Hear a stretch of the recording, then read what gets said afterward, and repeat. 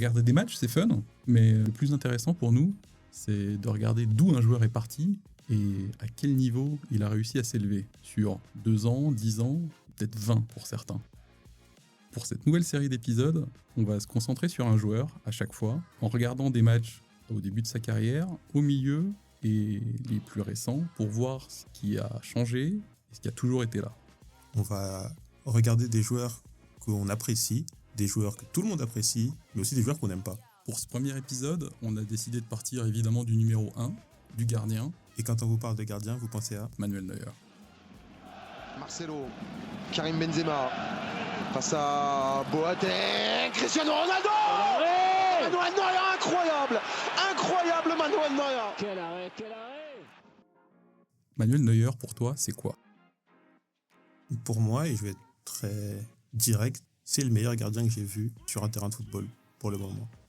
C'est celui qui représente une génération de gardiens très athlétiques, capables de faire plein de trucs, que ce soit balle au pied, sur sa ligne. C'est vraiment, pour moi, le meilleur gardien que j'ai vu. Je pense pas qu'on se trompe vraiment quand on dit que pour quasiment toute la planète football, Manuel Neuer, c'est le meilleur gardien ou le gardien le plus marquant des 20 dernières années. Et nous, ça nous intéresse de savoir pourquoi et de nous rendre compte si on est vraiment d'accord avec ce constat.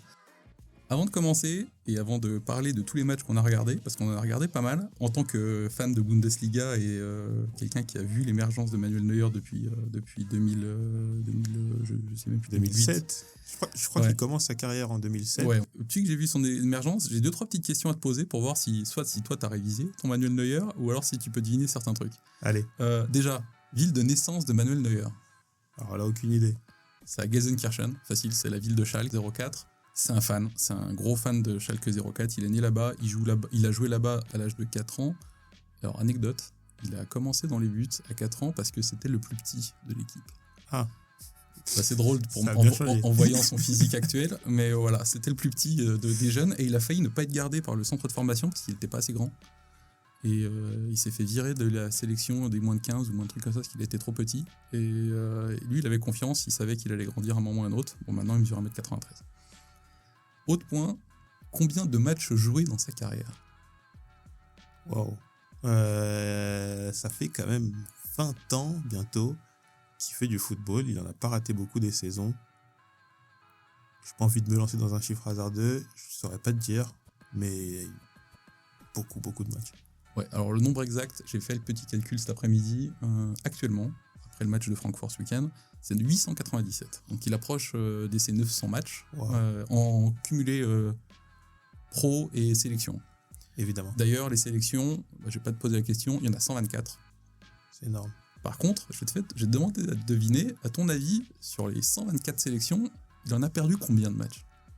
Je sais qu'il n'en a pas perdu beaucoup parce qu'à un moment, il a vraiment été sur une série incroyable jusqu'en 2014. Je te dirais, aller sur les 124, peut-être 14, 15. Ouais, il en a perdu 20.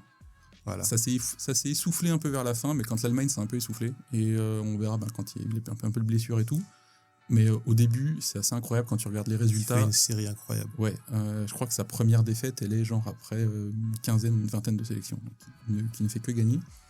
Et alors, les clean sheets, sur ces quasiment 900 matchs, je te donne le chiffre, il y a 401 clean sheets. Donc ça représente 45% de ses matchs, il prend pas de but. C'est fou. Ouais, c'est monstrueux, Ça n'a aucun sens. c'est comparable à tous les autres meilleurs gardiens de tous les temps, il fait une stat de fou là-dessus. Si on revient un peu sur son histoire, à ton avis, c'est quoi le métier de son père ? Footballeur ? Non, policier. Son père était policier, évidemment, c'est pour ça que cette autorité naturelle dans les buts. Et petite deuxième anecdote, Manuel Neuer, c'est un mec de Gelsenkirchen, il a du sang bleu roi, comme lui il le dit. En fait, c'est juste parce que son père a été muté à Gelsenkirchen. Normalement, il devait naître à Stuttgart. Donc, peut-être qu'il y a un monde. On n'a pas de Manuel Neuer. Si, c'est juste qu'il est formé avec Kimmich, Gnabry et tout dans le centre de formation de Stuttgart. Ouais, j'y crois pas. Et Moi, je pense qu'il y a un monde, on n'a pas de Manuel Neuer. Non. Et alors, dernière à propos d'un monde différent, etc. Dernière question sur Manuel Neuer. C'est qui son modèle de gardien, à ton avis ? Le héros. Quand il était petit, quel était son héros ? J'aurais tendance à dire Oliver Kahn. Après, je sais pas quel âge il avait quand Oliver Kahn était à son top. Bah, il était pas loin, c'est juste que lui, le plus grand gardien de tous les temps, selon lui, et son gardien préféré quand il était petit, bah, c'était le concurrent. C'était Jens Lehmann, Waouh. qui était le gardien de Schalke à l'époque. Et c'est pour ça. Manuel Neuer, c'est un grand fan de Jens Lehmann. Et ça lui a posé quelques problèmes au moment où il est arrivé au Bayern, justement. Parce que entre le fait d'être capitaine de Schalke, le fait que Jens Lehmann soit son héros et le fait qu'il ait célébré une victoire contre le Bayern en se baladant avec le drapeau de corner, avec le drapeau de Schalke, en se baladant devant la tribune du Bayern avec quasiment un an avant son transfert, ils l'ont mal pris. Bon, je peux imaginer. Bon, après, il a tout fait pour que ça se calme, donc ça va bien mieux maintenant.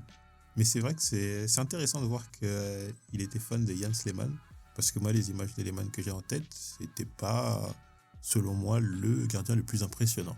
Après, on revient peut-être au truc de génération. Jens Lehmann, quand t'as regardé, toi, c'était certainement le Jens Lehmann qui était déjà à Arsenal, qui avait déjà 35 ans. Exactement celui-là. Bah, lui, Neuer, le Jens Lehmann qu'il a vu, c'est celui qui est à Schalke, qui est le meilleur gardien allemand, en concurrence avec Kahn, et c'est le gardien complètement fou qui se bat avec tout le monde, qui va marquer des buts, parce qu'il a marqué des buts avec Schalke, donc c'est pour ça que Neuer l'aime. Mais voilà. Oh, la parade miracle de la part de Manuel Neuer, la parade extraordinaire, elle est signée Manuel Neuer.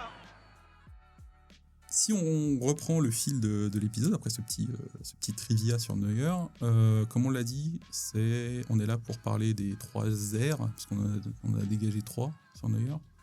La première, c'est l'ère Schalke, où il arrive.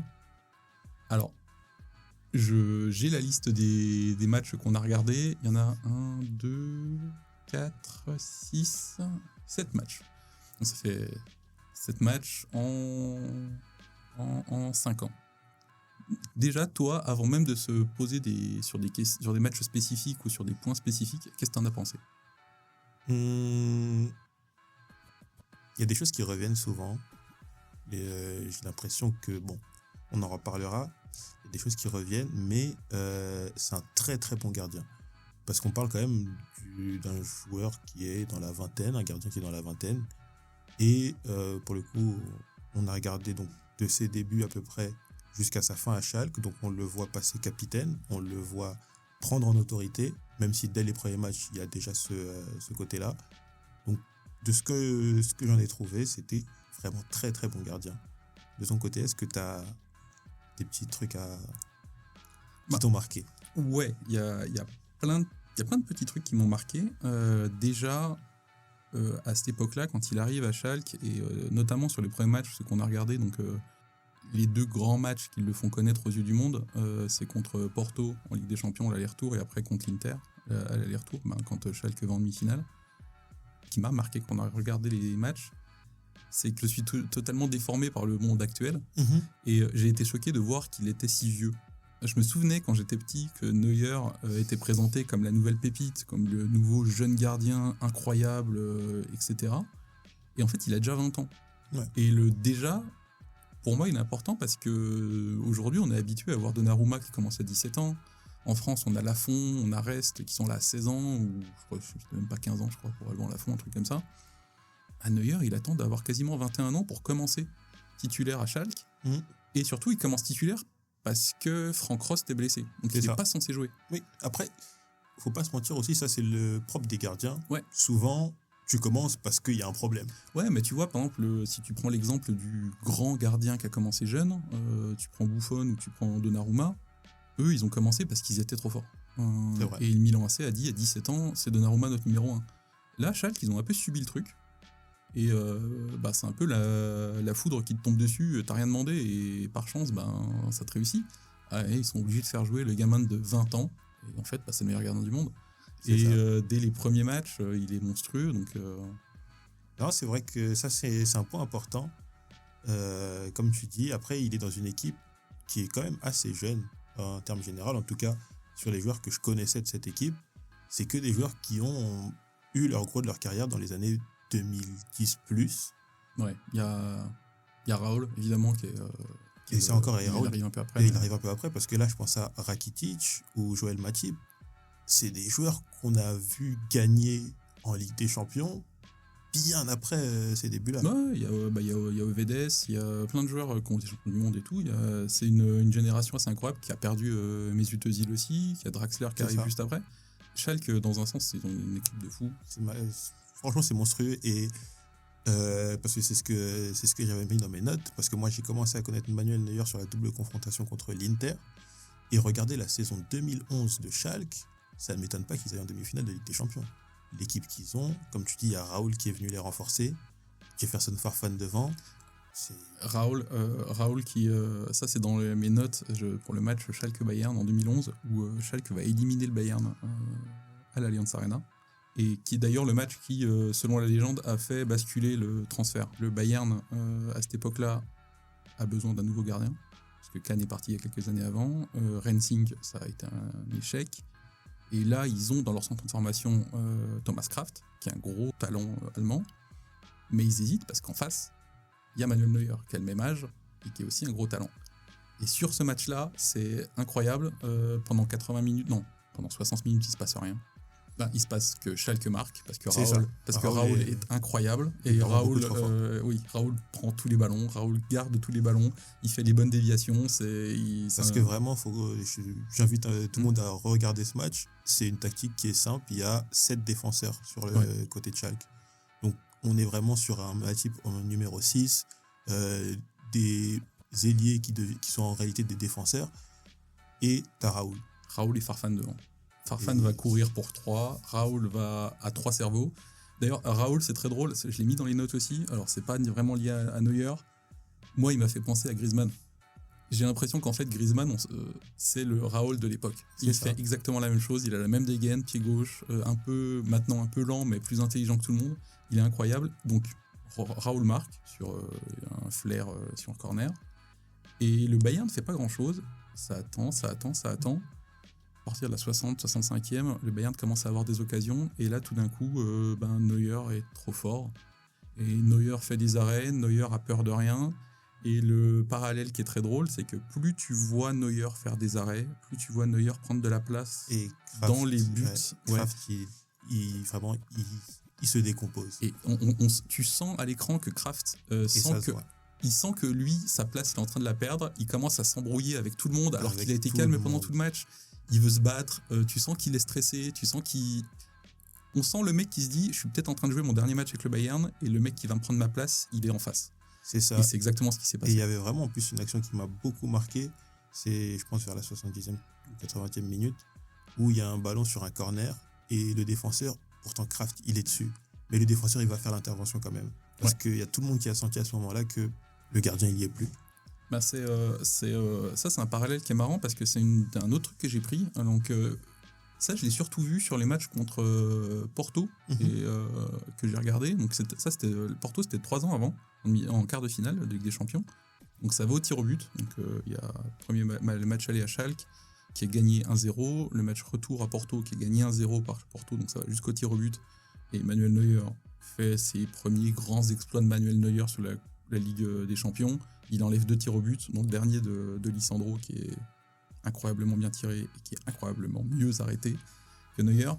Mais ce qui m'a impressionné, c'est de me dire que ce gamin-là, qui a commencé titulaire il y a à peine 1 an à Schalke, sur un coup du sort un peu, il a l'air plus calme, plus détendu et plus rassurant que tous les autres sur le terrain. Et tu sens que les défenseurs ont confiance parce qu'il est là.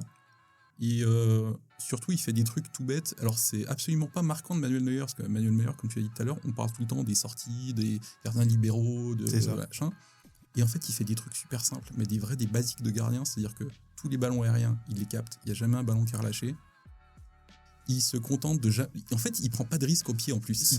Il se contente de lancer, de balancer devant. Là, il envoie des saucisses qui sont incroyables. Et ça, c'est un truc, moi, qui m'a beaucoup marqué. Tout à l'heure, tu me parlais de ce qui m'a marqué. S'il y a 3 éléments. Élément 1, on va parler de celle-ci, c'est les saucisses qu'il envoie. Ça veut dire que dès qu'il a un ballon qui peut être un peu dangereux si jamais il la contrôle, il l'envoie loin, en touche, et ça s'en va. Ouais, et surtout, en plus, il a une cible incroyable à cette époque-là, c'est Kevin Kuriani devant, qui, sur le match contre Porto, moi dans mes notes, j'ai mis qu'à la fin de la première mi-temps, je pense qu'on va faire un épisode sur Kuriani, en fait, et pas sur Neuer, parce que Kuriani est incroyable, et Neuer, on l'a pas vu. Bon, ça change après dans les matchs, mais voilà. En tout cas, dès le début, tu sens qu'il est beaucoup plus calme et ça joue sur ses défenseurs. Carrément. Et du coup, j'avais parlé des autres points sur sa ligne. Et je pense que c'est ce qui fait aussi que les défenseurs sont plus que sereins. C'est que c'est impossible de faire quoi que ce soit. Ça veut dire que même des frappes qui sont à 5 mètres, sur sa ligne, il les arrête. Et il les prend toutes. Il fait des arrêts du pied, de la main, des manchettes. Tu parlais tout à l'heure de capter les ballons et de ne pas prendre de risques. À un moment, il y a une frappe qui arrive de Lucho González, je crois. Et il fait un premier arrêt. Il ne l'a pas capté. Tout de suite, ce qu'il a fait, c'est qu'il la sort. Ouais. Parce qu'il sait qu'il y a un attaquant qui peut suivre derrière, alors que n'importe quel gardien aurait essayé de se relever et essayer d'attendre pour reprendre une nouvelle frappe. Non, lui, il va vers le ballon et il la met en corner. C'est ça. C'est le point. Pour moi, c'est le point marquant de cette première ère, l'ère Schalke, comme on l'a nommé, où il arrive et il se révèle un peu à la face du monde. C'est que il est très calme, mais surtout, il a physiquement une capacité à aller plus vite, à aller plus fort, à aller plus haut que les autres, qui, dès le début, donc dès ses 20 ans, 21 ans, 22 ans, pour moi, il est déjà dans les meilleurs du monde.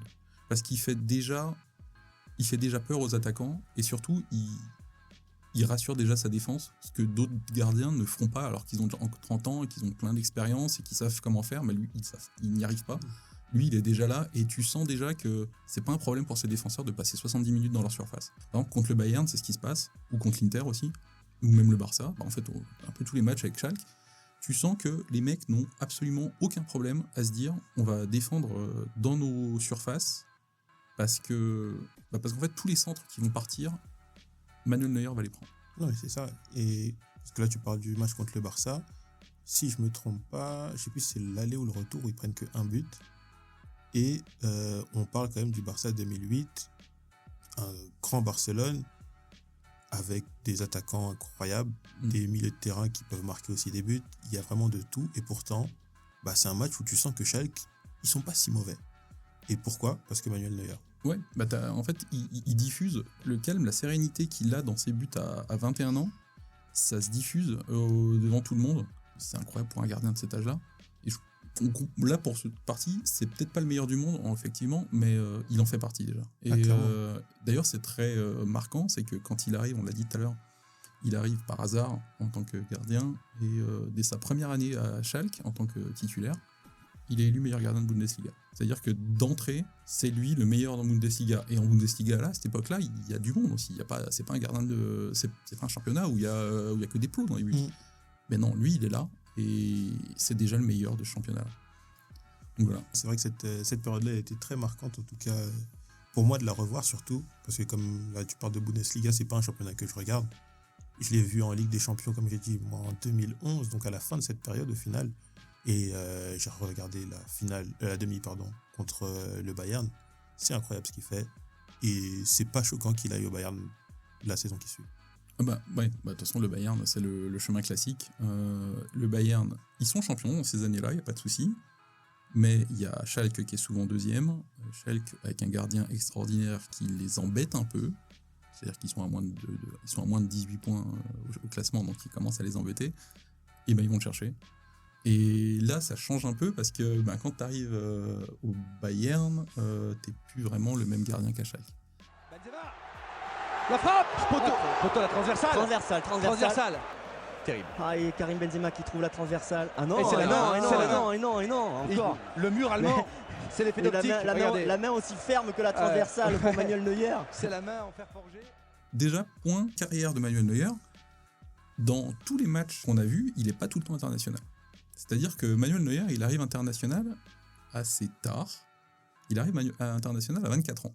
C'est-à-dire que pendant 3 ans, à peu près, 3 ans et demi, il est titulaire à Schalke, mais il n'est pas titulaire en sélection. Tout simplement parce qu'en sélection, il y a un autre très très bon gardien, très très prometteur, qui joue à Leverkusen, qui s'appelle René Adler, qui est pareil. Moi, je m'en souviens de René Adler, parce que c'était un de mes gardiens, un de mes go-to guys sur Football Manager et sur FIFA ou PES.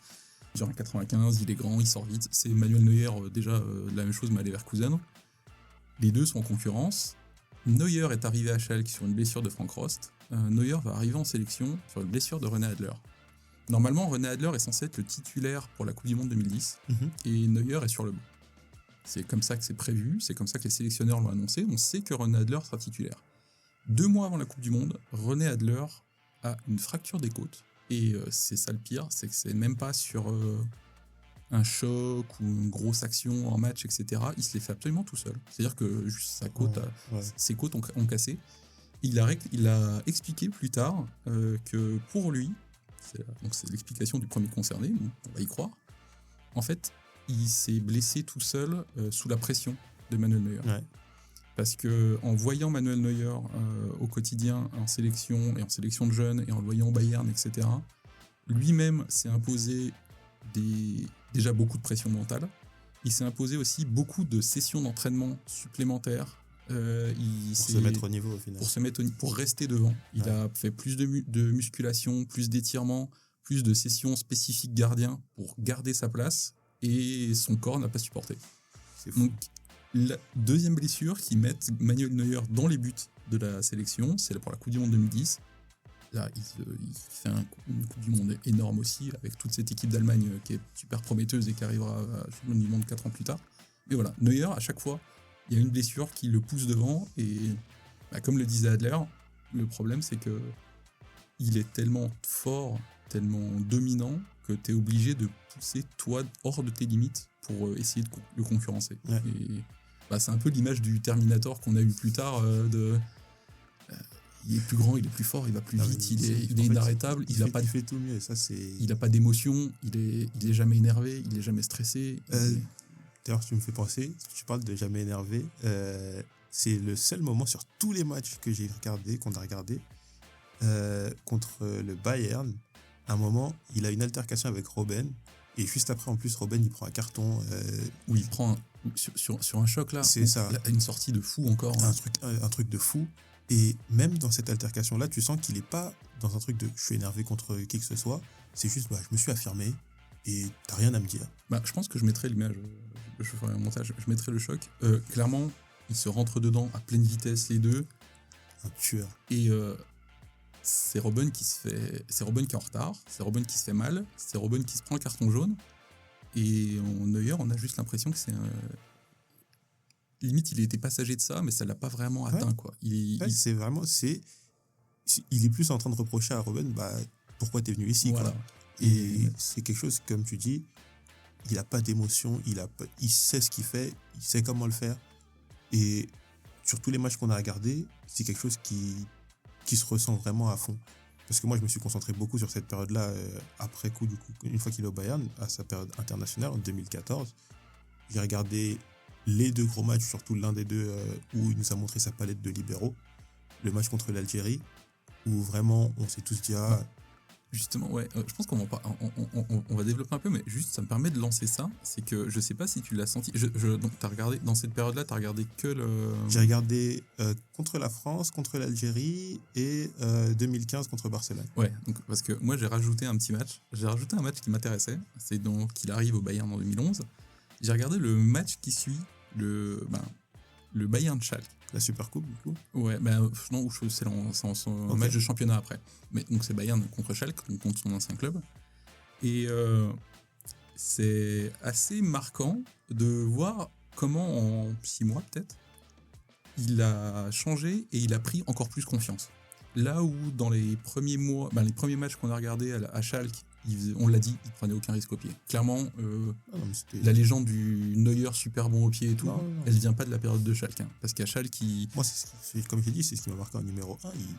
Son jeu au pied est nul. Ouais. Et alors, à Schalke, ils se contentent d'envoyer des grands dégagements devant. Alors par contre, oui, ils sont très puissants, ils sont très longs, ils sont assez précis parce qu'ils trouvent toujours Kurani, mais c'est facile d'avoir Kurani, il fait 2 mètres. Mais voilà. Clairement, c'est pas son point fort. Au Bayern, on sent bizarrement qu'il est beaucoup plus capable de le faire. Donc peut-être qu'il était capable de le faire avant, mais qu'il ne le faisait pas. Là, c'est peut-être aussi l'effet Bayern. C'est l'effet où tu domines tellement que si tu n'as pas envie de t'endormir en tant que gardien, il faut participer à un moment ou à un autre. Donc il y va et il a confiance en lui. Et vu que les autres ont confiance en lui aussi, c'est un cercle vertueux et tout le monde le laisse faire un peu ce qu'il a envie de faire. Et on sent qu'il commence à y prendre goût. C'est-à-dire qu'il cherche un peu plus court, il cherche un peu plus compliqué pour les relances. Ouais. Et il s'y met. Et alors oui, le truc marquant, c'est, comme tu l'as dit, c'est la Coupe du Monde 2014. Donc, ils gagnent déjà. J'ai l'impression de parler beaucoup, mais c'est l'époque où je regardais toute la Bundesliga. J'ai vu quasiment la moitié des matchs de Neuer à cette époque. Il arrive au Bayern. Il faut savoir, petit point statistique, il arrive, il perd le premier match. Il perd contre Gladbach, le 1-0 le premier match. Après, il va rester quasiment... il est plus de 1000 minutes sans prendre de but. En toute compétition confondue et avec la sélection aussi. Donc ça veut dire que 1000 minutes, c'est 11 matchs, un peu plus de 11 matchs. Et le but qu'il prend, c'est Badstuber contre son corps. Donc il enchaîne comme ça, histoire de mettre tout le monde d'accord au Bayern et faire voilà. Il a passé un cap, c'est le gardien du Bayern Munich, c'est le gardien de la sélection désormais depuis un an, c'est le meilleur gardien du monde. Clairement. Et comme du coup, c'est dont on parle, donc contre l'Algérie, il a ce sentiment d'être le meilleur gardien du monde. Il sort beaucoup, il participe au jeu comme tu dis, mais le seul, en fait, je pense que c'est ce qui fait le changement dans tout ça, c'est que c'est une participation au jeu plus pour mettre la pression parce que c'est une Allemagne qui n'y arrive pas. Et ça veut dire qu'il a ce sentiment de pouvoir donner cet élément en plus. Et ça m'a beaucoup marqué parce que, en fait, j'ai l'impression que Neuer, il a besoin de participer, mais surtout, c'est il permet à ses défenseurs de jouer super haut et ça change tout dans un match. Ouais. Et je suis assez d'accord avec ce que tu dis, c'est-à-dire que c'est même marquant, alors c'est marquant un peu contre l'Algérie et la France, et je l'ai vu encore plus avec les matchs en Bundesliga où ils gèrent tellement.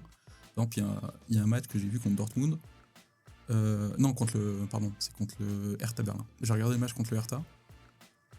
Ils sont tellement en confiance qu'ils peuvent se permettre de défendre limite en infériorité numérique. C'est-à-dire qu'il y a 2 attaquants plus un milieu offensif en face.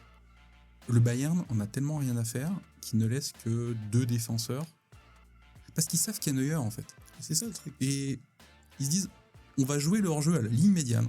Donc on laisse 50 mètres dans la profondeur à des attaquants qui sont plus rapides que nous. Et c'est ce que j'allais dire parce que j'allais venir sur ce point. La plupart du temps, Neuer, il est accompagné de défenseurs qui sont sacrément lents. Et qui sont pas si bons. C'est ça le truc. Ils sont vraiment pas... On verra après parce que je l'ai mis dans le point de la conclusion. Mais il est avec des défenseurs qui sont lents, pas super bons. Et pourtant, tu as l'impression que comme il y a Neuer derrière eux, eux-mêmes ils sont en confiance, ils se sentent bien, ils vont jouer super haut. Ils vont tenter des trucs où tu te dis mais jamais de la vie ce défenseur il est capable de faire ça et pourtant il le fait. C'est un point c'est un petit switch que j'ai vu entre la période Schalke et la période Bayern. C'est que autant à Schalke, j'ai l'impression que les défenseurs qui étaient avec lui m'ont paru très bons et le mettaient dans les meilleures conditions pour le laisser faire absolument juste ce qu'il savait faire parfaitement. En gros, c'est tu es très fort sur ta ligne, tu es très fort pour aller capter les ballons, on va défendre le cul dans la surface, tu n'auras qu'à faire des réflexes et capter les centres qui viennent. Donc c'était vraiment ça. Voilà, c'est vraiment on te met dans les meilleures situations, prouve-nous que tu sais le faire parfaitement et c'est ce qui s'est passé. Au Bayern, c'est un peu l'inverse. J'ai l'impression que le truc s'est inversé. C'est Neuer qui fait passer aux défenseurs les gars, je vais vous faire passer pour les meilleurs défenseurs du monde. Juste, occupez-vous de ce qui se passe devant vous, tout ce qu'il y a derrière, tout ce qu'il y a dans le dos. Je gère. Et au pire, si ça se passe mal, on dira que c'est de ma faute. Et du coup, tu as des défenseurs, parce que alors, là, on va ouvrir un premier sujet. Il y a des défenseurs, par exemple, quand je ne sais pas si tu vas être de mon avis, mais moi, surtout l'Algérie et même la France, Jérôme Boateng, c'est pas un défenseur. Jérôme Boateng, il va vite. Alors oui, il va vite. Lui, par contre, il va vite. Mais il ne sait pas défendre.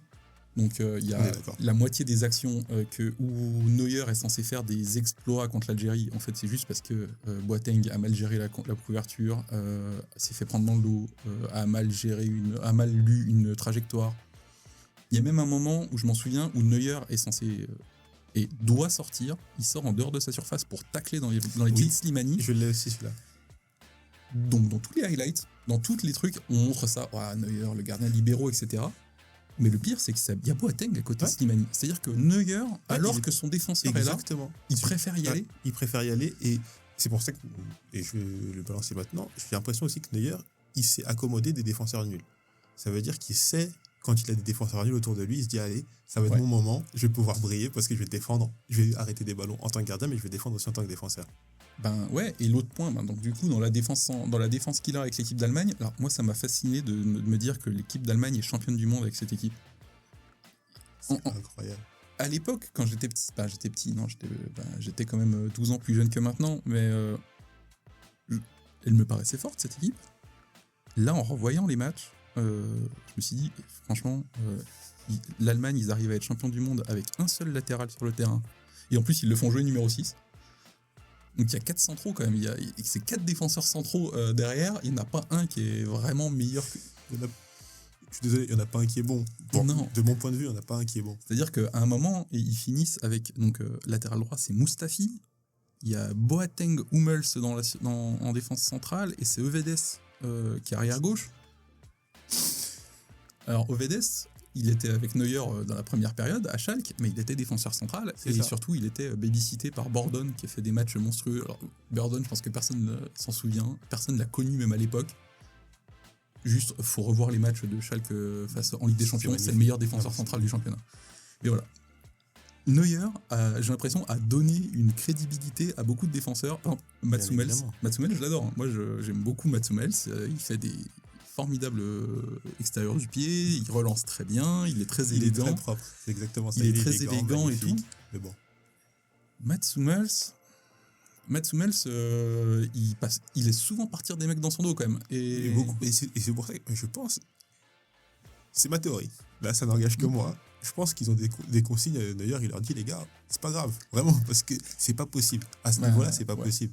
Mais en tout cas, ouais. Et Neuer a cette influence-là, et c'est pour ça que pour moi, à ce moment-là, et c'est pour ça que je pense que pour tout le monde, on n'a pas réinventé le foot en disant ça, là, dans ce podcast, que dans cette période-là, jusqu'en 2018, on va dire, jusqu'en 2017, jusqu'à sa grosse blessure, 2017-2018, c'est le meilleur gardien du monde, juste parce que pour moi, c'est le gardien qui a le plus d'influence sur ses défenseurs, Sur un match. et même sur les attaquants. C'est ça, sur tout le match au final. Parce que sur les attaquants, et là on va reparler de la Coupe du Monde, le match contre l'équipe de France, je pense qu'il a dégoûté Benzema du football. Tous les matchs de cette période, il y a un truc qui est marquant, c'est que tu as l'impression que pour marquer face à Neuer, tu es obligé de faire des trucs que les autres ne font pas. C'est exactement ce que j'allais dire, t'es obligé d'avoir un exploit exceptionnel. Ouais, C'est pas possible autrement. Lui, il donne l'impression, de par son calme encore qu'il a toujours, et même encore plus, parce que maintenant il a construit un truc autour de ce personnage qui est intouchable, que lui il se prend jamais de but, parce qu'en plus il sort des arrêts formidables, encore plus médiatisés, donc tous les attaquants voient les images avant de jouer contre lui, et tu te dis, la frappe qui rentrait d'habitude, je sais pas, par exemple, Benzema, à cette époque-là, 2014, il est déjà au Real, Bien sûr. il se dit, peut-être que quand je joue contre Alaves et tout, cette frappe-là, elle rentre, et là, je suis obligé de la mettre plus fort, plus dans la lucarne, De tout faire. En fait, je suis obligé de tout faire mieux. Et à la fin, t'as un mec qui Et sort il à pousse à une l'erreur. main. Ouais. Et il te la sort. C'est la dernière minute. À ce qui paraît, cette main-là, elle est blessée. J'arrive pas à comprendre. Oui, parce que Neuer se fait opérer de l'épaule avant la Coupe du Monde, donc il joue avec une douleur un peu à l'épaule. Voilà, en fait, c'est c'est ça. impressionnant. Et comme tu dis, c'est parce que j'allais y venir aussi. En 2015, ils se prennent, je crois, 3-0 à Barcelone. Ensuite, 2-0 ils perdent de 2 buts à l'Alliance avec un doublé de Neymar. Beaucoup de buts. Mais c'est, parmi tous les matchs, l'un des meilleurs matchs, le meilleur des doubles confrontations que j'ai regardé. Parce que tu vois que Suarez, par exemple, qui est dans la MSN, meilleur buteur, tout ce que tu veux, il est incapable de marquer. Parce que Neuer, il les sort toutes. Et pour qu'il y ait un but, c'est Lionel Messi qui nous fait du Lionel Messi, qui nous envoie Boateng dans les eaux profondes pour aller marquer un but exceptionnel. Pareil, Neymar au retour qui se place toujours au bon endroit et après des erreurs défensives. Mais Neuer, il reste Neuer. Ça veut dire que même quand il se prend un tas de buts, c'est parce qu'il en a arrêté 8 qu'il s'en est pris 3. Et c'est aussi un point que j'avais qui va pour toute sa carrière. C'est le propre de ce qu'on demande à un gardien. Ça veut dire que Neuer, c'est celui qui est en capacité d'être bon au bon moment. Ouais, c'est un truc aussi, c'est bien que t'en parles, parce que du coup, on a regardé beaucoup de matchs importants, donc tous les matchs de la Coupe du Monde, c'est évidemment le plus important, tous les matchs de Ligue des Champions, etc. On a regardé aussi, moi surtout, je me suis intéressé aussi à plein de matchs dont tout le monde se fout, un peu les matchs du Bayern en championnat, ou même à l'époque à Schalke en championnat, où on se doute bien que, je sais pas, un Bayern Hertha Berlin, comme je disais tout à l'heure, ça va, on sait le résultat, donc il n'y a pas vraiment de challenge. Tu vois la différence très vite d'implication. Et par exemple, c'est dans la troisième ère, quand il sera un peu plus vieux, que j'ai regardé le match du Hertha Berlin, mais ça se sent quand même dans les autres matchs aussi, par exemple contre Schalke et puis même avant. Tu sens très vite que Manuel Neuer a cette capacité mentale à être bon quand il joue Barcelone, quand il joue la finale de la Coupe du Monde, quand il joue la France. Et cette capacité aussi à faire le minimum quand il va jouer Brême, quand il va jouer Paderborn, parce qu'il sait que, franchement, en vrai, si je me prends 1 ou 2 buts contre Brême, on a Ribéry, on a Robben, on a Mario Gomez, on va en mettre 4. C'est ça. J'ai pas besoin de me tuer à la tâche pour ces matchs-là. Mais il a ce switch, il a le bouton du « Ah, tout d'un coup, c'est un match important, c'est un match où il y a toutes les caméras, c'est un match où on peut gagner un titre. » Je vais être le meilleur défenseur, je vais être le meilleur gardien du monde. Ouais, c'est ce qui m'a beaucoup marqué parce que ce switch il l'a et c'est pas tout le monde qui peut l'avoir. Comme tu dis, cette capacité mentale de changer de switcher de l'un à l'autre. Parce qu'on parle quand même de match pour la Ligue des Champions, c'est en milieu de semaine, c'est-à-dire on parle pas de t'as eu ton mois de préparation pour la Coupe du Monde et que oui tu te mets dedans. Non, là c'est tu vas jouer Brême le samedi. Mardi, t'as Barcelone, t'as 2 jours pour faire ton switch, et il le fait. Et je pense que, je pense que ce switch-là, cette capacité à être très bon dans certains moments et juste d'être... vas-y, si on doit mettre une note sur 20, au lieu d'être à 19,5, il va juste être à 15. Qui lui permet de gagner quasiment tous les matchs. On le disait tout à l'heure, il est quasiment invaincu tout le temps. Ça l'aide aussi actuellement pour être encore au top et encore être très bon à 39 ans, parce que je pense que mentalement ça t'use beaucoup moins quand même. Il a cette capacité de se reposer, de dire là on va faire un match à domicile contre une équipe que personne connaît hors de l'Allemagne.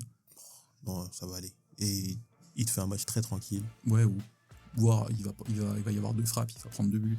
Ouais. C'est pas grave. Et personne lui tient rigueur parce que ils savent que le mercredi prochain, quand il faudra jouer le PSG ou je sais pas qui, là, il sera bon. Mais voilà. Mais dans cette période-là, ouais, clairement, la période du gardien, le meilleur gardien du monde, on va dire. J'ai mis 2000, c'est 2011-2018 à peu près. Ces moments-là, clairement, c'est le meilleur gardien du monde. C'est la réputation n'a pas usurpé. Personne n'est à son niveau. Tout simplement parce que tout ce que les autres gardiens font très bien, il fait aussi bien. Et lui, il rajoute une dimension psychologique et une dimension physique que les autres n'ont pas. Les autres n'ont pas du tout. Parce qu'on parle d'une période où, par exemple, quelqu'un comme Buffon est toujours à un très bon niveau. Petr Cech qui a un très bon niveau, mais à côté, Manuel Neuer, il fait vraiment, comme tu disais tout à l'heure, il fait peur aux attaquants. Ouais. Et c'est ce qui change tout. Il fait peur aux attaquants et c'est surtout c'est l'équipe de Manuel Neuer. C'est-à-dire que c'est peut-être le seul au monde à ce moment-là où, quand on pense à son équipe, c'est quasiment le premier visage qui ressort. Petr Cech, aussi incroyable que Petr Cech soit, le Chelsea de Petr Cech, on n'a jamais dit le Chelsea de Petr Cech, mais le Bayern de Manuel Neuer. Il n'est pas capitaine à cette époque-là. Il y a plein d'autres joueurs incroyables à ses côtés, c'est le Bayern de Manuel Neuer. Avec Bradley Barcola, il va y avoir un face-à-face que remporte Manuel Neuer. Quel arrêt! Des gardiens qui se répondent, des remparts, des murailles. Comme on l'a dit, c'est quelqu'un qui est capable de déconnecter assez rapidement, de s'amuser autrement, et des fois... Et un truc que Manuel Neuer, il aime bien faire, parce que c'est un bon Allemand et qu'il adore les sports d'hiver, il aime bien aller faire du ski. Et c'est pour ça que, notamment, il va se casser la jambe pendant plus d'1 an, et qu'il ne va pas jouer.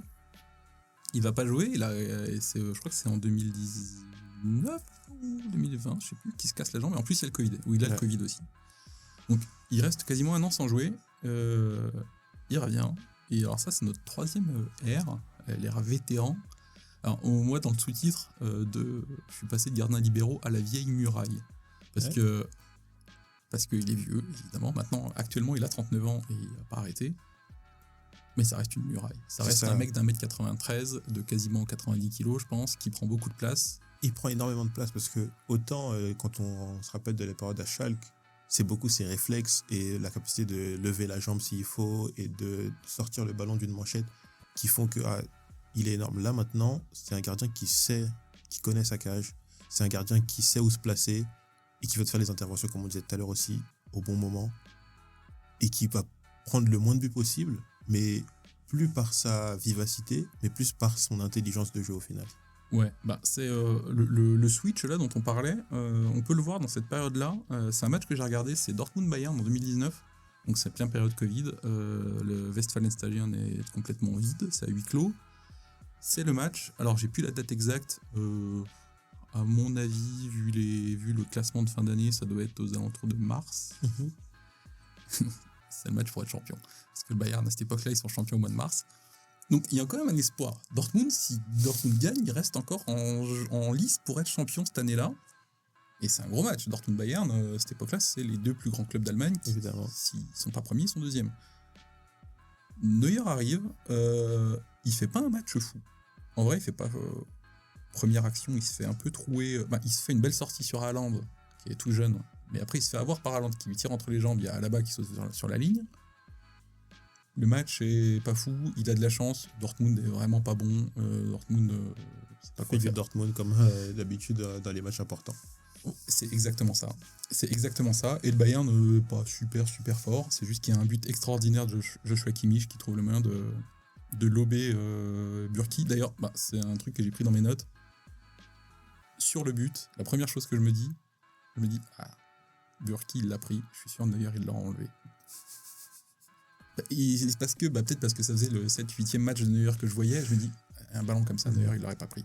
Et le fait est qu'en deuxième mi-temps, Dortmund pousse un peu plus. Neuer a quasiment rien eu à faire du match, mais c'est un match pour être champion d'Allemagne. C'est un match à Dortmund, lui, l'enfant de Gelsenkirchen, donc l'enfant de l'ennemi juré. Et je pense qu'il avait très envie d'être champion à Dortmund, face à Dortmund. Il y a 2 arrêts à faire. Il y a 2 arrêts, notamment sur une frappe de Mahmoud Daoud. Il les fait parfaitement. Il fait quasiment le même arrêt que sur Benzema. Sauf que là, c'est pas au pied de son poteau pour l'enlever de la lucarne. Je sais pas comment, il se retrouve à genoux. Et il fait le même arrêt, comme ça, en claquant la balle, sauf qu'il est à genoux dans ses buts. Donc, Manuel Neuer, mais en tout cas, il fait l'arrêt. Manuel Neuer. Et le Bayern est champion. Et donc, c'est un match qui compte. Le Bayern est champion. Et le switch est visible juste parce que le deuxième match que je regarde dans cette période-là, c'est contre le Hertha, j'en ai déjà parlé. Je m'attends à ce que le Hertha se fasse désosser, parce qu'à l'époque, le Hertha se faisait quasiment désosser par le Bayern tous les ans. 5, 6, 8, selon la forme de Lewandowski. Et là, le match, première mi-temps, il se passe quasiment rien. Le Bayern marque, 1-0 à la mi-temps, on n'a pas vu Neuer. Neuer a quasiment rien eu à faire. Il se contente de relancer tranquillement à côté de lui. Mais le switch, on le voit parce que le Hertha revient. Premier but, c'est un but que Neuer prend, et je pense que Neuer ne le prend pas si c'est pas le Hertha Berlin. Tu le sens un peu lourd, un peu plus lent à décaler. Deuxième but de Mateusz Cunha, pareil. Alors Cunha a un peu de réussite, Cunha fait un 1-2 avec Piatek, ok. Mais tu sens que Neuer, il sort un peu moins vite que d'habitude. Heureusement, comme je disais tout à l'heure, il n'a pas besoin de ça. Parce que au Bayern, il y a Lewandowski qui met un quadruplé. On en parlera aussi de lui un jour. Donc voilà, donc il prend 3 buts, Neuer, c'est assez bizarre d'avoir cette sensation, et c'est pour ça qu'on a voulu faire un épisode sur Manuel Neuer, parce que pour moi, je sais pas si tu auras d'autres exemples à me donner, mais pour moi, c'est le seul gardien qui m'a fait vivre ça. Tu vois des buts que lui prend, et tu te dis, un autre gardien qui les prend, c'est normal, mais quand c'est Neuer qui les prend, ça te surprend. Oui, évidemment. Et c'est exactement ce qui s'est passé avec ce match du Hertha pour moi, c'est de voir les 3 buts, je fais, franchement, si c'est l'inverse, si c'est Kraft ou Schwolo ou je sais pas lequel de gardien qui les prend, je fais, oh, belle tête, beau face à face. Bien joué, toi. Le gardien peut rien faire. Mais Neuer, avec toute sa carrière et tous les exploits qu'il a fait, chaque fois tu te dis, il va la sortir celle-là. En vrai, il aurait pu l'enlever. En vrai, il s'est un peu troué parce que donc on est à la fois super dur et super compréhensif avec lui. C'est assez bizarre comme sentiment. Et c'est exactement le sentiment que j'ai, et surtout maintenant en ayant re-regardé tous ces matchs-là, parce que je suis parti en regardant tous les matchs avec l'idée de c'est le meilleur gardien du monde. Ok, il n'y a pas de souci là-dessus. Je me suis mis à regarder les matchs en me disant, quand même, il y a des moments, fais mieux, champion. Alors que, non, personne n'aurait pu faire ce qu'il a déjà fait, donc il ne peut pas faire mieux. Et j'ai eu ce sentiment-là. Moi, c'est surtout, principalement, mon gros point noir, c'était son jeu au pied, où je me dis, depuis qu'il est passé sous Guardiola, il pense qu'il est capable de faire ci et ça. Mais en vrai, quand on regarde, comme tu disais tout à l'heure, quand il est en confiance, son jeu au pied, il est très bien. Ouais. C'est juste ces petits switches, ces petits moments, dans le grand match, où il a la capacité de faire le bon jeu au pied, le bon ballon, le bon truc. Je pense que c'est le point principal. Déjà, juste pour finir, dans les matchs, il y a un des derniers grands matchs que Neuer a joué, c'est la demi-finale de Ligue des Champions contre le Real. Et c'est un peu horrible. Ça m'a fait un peu de la peine de regarder ce match. Déjà, je l'avais vu à l'époque et de le revoir. Juste parce que tout à l'heure, on a commencé en disant que Neuer, sur ses fondamentaux, était extraordinaire. C'est-à-dire que depuis qu'il a 20 ans, il a fait cette capacité à capter le ballon qu'il faut capter, repousser le ballon qu'il faut repousser. Et il faisait jamais le mauvais choix. Et là, il fait un match extraordinaire au Real. Il sort tout, il fait des arrêts de folie sur Vinicius, sur des frappes de n'importe qui, de Kroos, etc. Il est incroyable. Jusqu'à la 88e minute. Et ça m'a choqué parce que on a regardé le match du coup depuis 2008. Il a fallu attendre jusqu'en 2024 de tous les matchs qu'on a vus pour voir Neuer mal lire une trajectoire, mal capter un ballon et être puni pour ça directement par Roselu en plus. Attention, très grand attaquant de l'Espagnol Barcelone. Ouais, mais voilà, et c'est horrible de se dire, c'est à la fois horrible parce que ça lui tombe dessus, hein, un match qui contredit un peu tout ce qu'on a pu dire depuis le début. C'est-à-dire que dans les grands moments, on disait qu'il était tout le temps parfait. Le seul moment où il n'est pas parfait, c'est là. Mais en même temps, c'est à la fois dur de se dire ça et c'est un peu faussé parce que, comme je dis, il a fallu attendre 2024. Quoi. C'est ça, parce que 16 ans, des grands moments, il en a eu au moins un chaque année. Il se rate une fois. En vrai, on peut lui pardonner. Ouais, et sachant que si on voit les deux matchs, il n'est pas censé arriver ce moment-là. C'est-à-dire que normalement, le Bayern en a déjà pris 4 et il n'y a pas de match retour. Mais voilà, donc pour revenir à ça, et alors dans ce match-là, c'est visible aussi parce qu'au pied, il est très bon, mais pour revenir à ce que tu disais sur le jeu au pied, la légende, c'est un point spécifique qu'on a mis dans le truc, dans le conducteur. La légende du Manuel Neuer, il peut jouer milieu de terrain. Ça, c'est ce que Guardiola, ou je ne sais plus si c'est Guardiola ou Joachim Löw qui avait dit ça. À ton avis, c'est quoi cette légende ? Est-ce que tu y crois ? Non, j'y crois pas. Après avoir revu les matchs, j'y crois pas. Évidemment, je pense que tu me parles...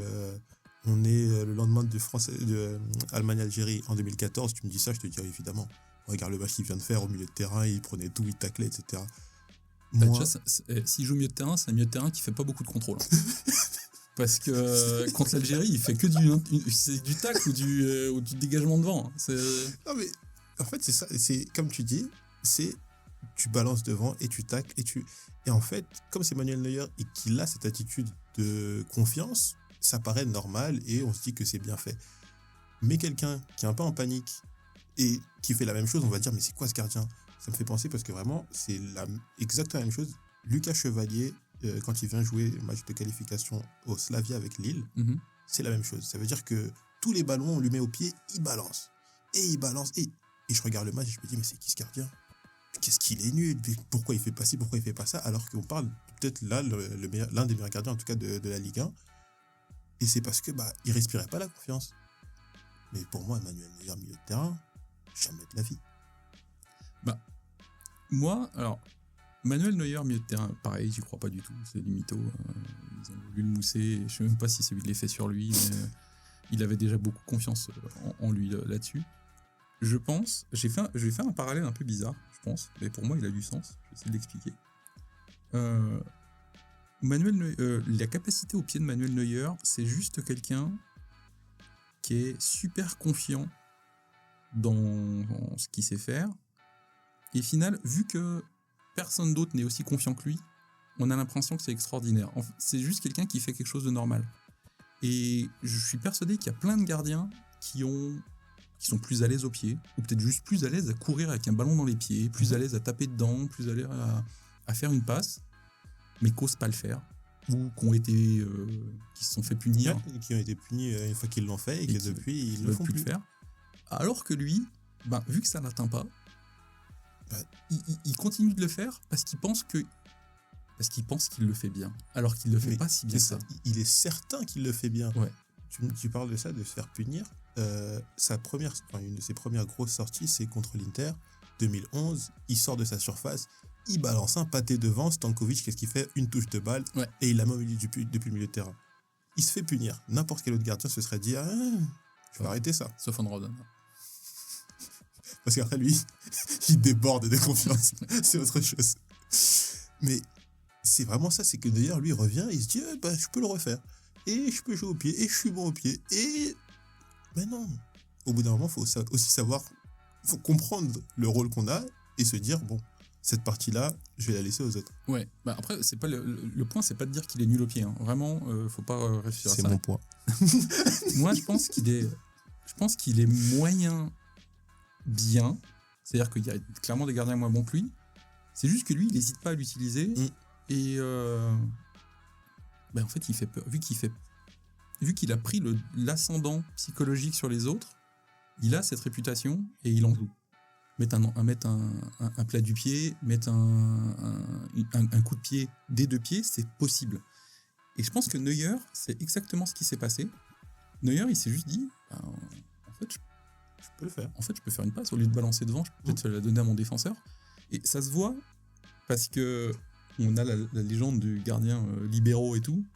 Franchement, je pense que tu as eu le même effet. Quand il est balle au pied, tu sens qu'il est pas super à l'aise. Hein. C'est pas... Neuer qui conduit le ballon, Neuer qui tape dans le ballon. Faut voir le geste qu'il a pour taper ses 6 mètres et tout. C'est pas Pirlo. Hein. Tu sens qu'il est pas... C'est pas son truc préféré. Non, ça c'est sûr. Mais il le fait. Il le fait. Et c'est ce côté instinctif. Ça veut dire qu'au lieu de réfléchir à se dire attends, mais si je la tape ou si je... Non, lui, il le fait. Et ça change tout. Parce qu'à partir du moment où tu n'as plus cette idée de qu'est-ce qui se passe si je fais ça, c'est beaucoup plus simple. Tout devient plus simple. Ouais, voilà. Donc, c'est ça le point, c'est que Neuer, ça, pour nous, pour moi en tout cas, ce que je comprends de pour toi, il a des qualités incroyables de gardien, il a des qualités moyennes au pied. Pour moi, sa principale qualité, c'est sa confiance et sa façon de jamais douter, en fait. Clairement. Il a jamais peur, il a jamais de problème, il est jamais énervé, tu sens jamais un peu tilté par le match ou par une action. Il est toujours impassible et ça reste dans son truc et il fait juste ce qu'il a envie de faire. Et il le fait, vu que personne d'autre ose le faire, il se retrouve au-dessus de tout le monde. Mais c'est ça le truc. Et après, c'est un peu la prime de l'audace, en fait. C'est vraiment... mais c'est clairement ça. Et moi, il y a un truc que j'ai pas vérifié, mais de ce que j'ai regardé, ce qu'on a revu, de ce que je sais, c'est pas un gardien qui prend beaucoup de cartons rouges. Alors, j'ai cherché ce matin. Il en a pris un dans sa carrière. Il en a pris un seul en coupe, ouais. Et c'est un truc qui... Parce qu'on peut dire tout ce qu'on veut, même tous les bons gardiens qu'on connaît, ils vrillent tous à un moment, et il y a cette sortie qui est mal maîtrisée, et il y a ce moment-là où c'est le dernier défenseur, enfin, du coup, le dernier rempart, et qui vont aller tacler, et qui vont aller faire ce geste qui a aucun sens.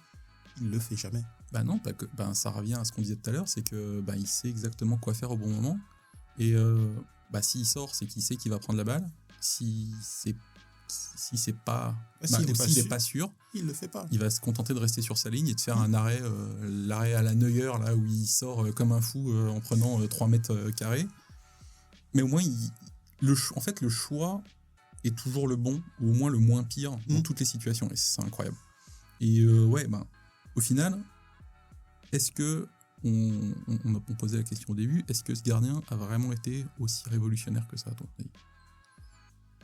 Après avoir revu tout ça et avoir refait tout ça, je pense pas qu'il est plus révolutionnaire qu'un autre.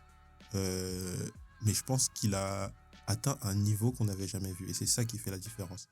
Parce que comme on disait tout à l'heure, il fait plus ou moins tout mieux que les autres. Mais c'est surtout que mentalement, il est 3, 4, 5 niveaux au-dessus des autres. Et ça, c'est quelque chose qu'on n'a pas encore vu et que je pense qu'on ne verra pas de sitôt. Ouais, je comprends le point. Moi, je le vois un peu comme un gardien... révolutionnaire, mais pas dans l'idée du je pas, à la Révolution, et il a eu l'idée de se servir d'un troisième bras ou non.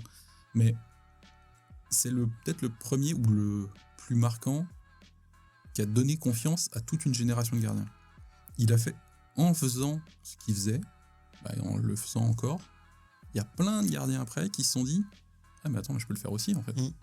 Et des gardiens, comme tu le disais tout à l'heure avec Guardiola, tout d'un coup t'as Ederson ou t'as machin ou Alisson à Liverpool, qui se mettent à relancer court, qui se mettent à être en dehors de la surface.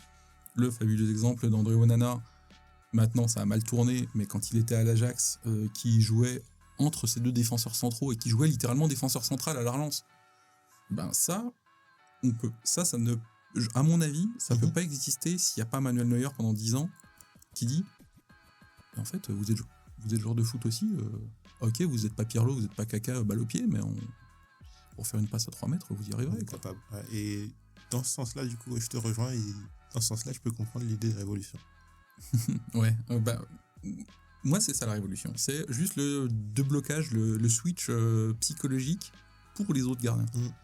Et alors, il y a un autre truc qui est encore plus impressionnant, du coup, parce que ça, normalement, dans un truc comme ça, quand tu débloques, quand tu es révolutionnaire, tu inventes un truc, et que tout le monde se dit c'est incroyable, il faut qu'on fasse pareil. Ce qui est incroyable, c'est qu'à 39 ans, donc ça fait 12 ans, 15 ans qu'il a inventé ça, ou qu'il a mis en lumière ça, il est toujours là en fait. Et j'en parlais tout à l'heure, il y a eu des grosses blessures, donc 1 an sans jouer à cause de la jambe cassée, le Covid pendant quasiment 6 mois, le Bayern qui lui met des gardiens dans les pattes. Ils lui mettent Nubel qui est un espoir, ils lui mettent Yann Sommer qui a montré derrière qu'il était très très très fort.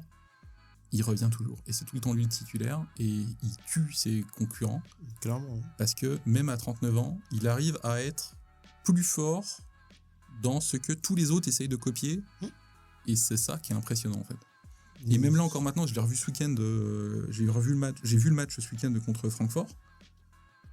Ok, il a 39 ans, il fait des arrêts encore, il fait une sortie encore incroyable sur Ritsu Doan parce que c'est Manuel Neuer et la balle passe dans le dos de son défenseur, il a le pied en avant, il fait un tacle à la fois sortie.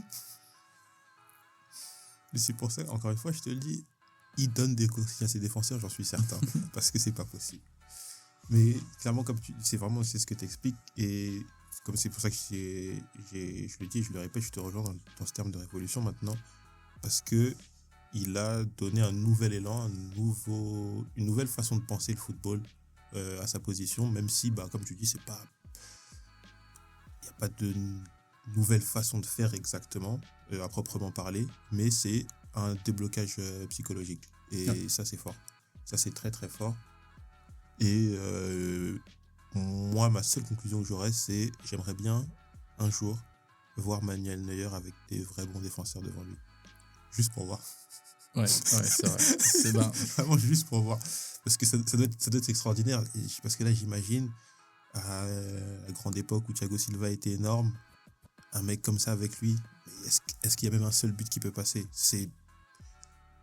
Tu rajoutes, je sais pas, un Van Dijk quand il était à... Même si, bon, j'ai ma façon de penser sur le monsieur, mais bon. Je sais plus, du coup, pour cette saga, on a préparé un 11 entier. On a mis Van Dijk dedans ? Faut que je revérifie, je crois qu'on l'a mis. Je crois qu'on a mis Van Dijk. Je crois qu'on l'a mis parce que j'ai beaucoup de choses à dire sur ce garçon. Mais tu mets un Thiago Silva à son top niveau, un Van Dijk à son top niveau, tu rajoutes Manuel Neuer derrière eux, j'aimerais savoir quel attaquant est capable de marquer. Vraiment, j'aimerais savoir. Ouais, ça restera une question parce que quand on voit ce qu'il a réussi à faire avec des défenseurs moyens plus... Mais après, les défenseurs moyens plus, ils étaient parfaitement adaptés à lui. Peut-être que ça aurait été différent. Ou peut-être qu'on aurait eu des résultats identiques parce que les défenseurs auraient été aussi plus forts. Mais du coup, Neuer serait peut-être pas devenu Manuel Neuer. Peut-être qu'il serait peut-être resté à Ter Stegen. Ouais, malheureusement. Ouais, mais voilà. Donc, ouais, c'est une bonne question de voir ce que Manuel Neuer aurait pu faire avec d'autres défenseurs. En tout cas, je pense que ceux-là, il est très content de les avoir eus parce qu'ils lui ont donné une dimension incroyable. Manuel Neuer, ce sera notre titulaire dans notre 11. Pour les prochains épisodes, je sais pas. Je pense pas qu'on va faire par le numéro. J'ai pas envie de parler de tous les défenseurs. J'ai pas envie de commencer par le latéral droit ou le latéral gauche. On va pas enchaîner les 4 défenseurs d'un coup, non. Non, bah surtout que je vais pas donner les noms, mais entre ce que tu as à dire sur le défenseur central et ce que j'ai à dire sur l'arrière gauche, il y a beaucoup de négativité. Mais non, je pense qu'on va essayer de passer devant ou après pour le prochain épisode, histoire de voir de parler un peu de buts marqués et pas d'arrêt incroyable, mais si on ne parle pas assez. Voilà. Donc Manuel Neuer, titulaire, réputation de meilleur gardien du monde, réputation de gardien révolutionnaire. C'est bon, c'est à peu près accepté. Numéro 1, on accepte. Il y a d'autres très bons gardiens, mais lui, il restera au-dessus. Il reste au-dessus.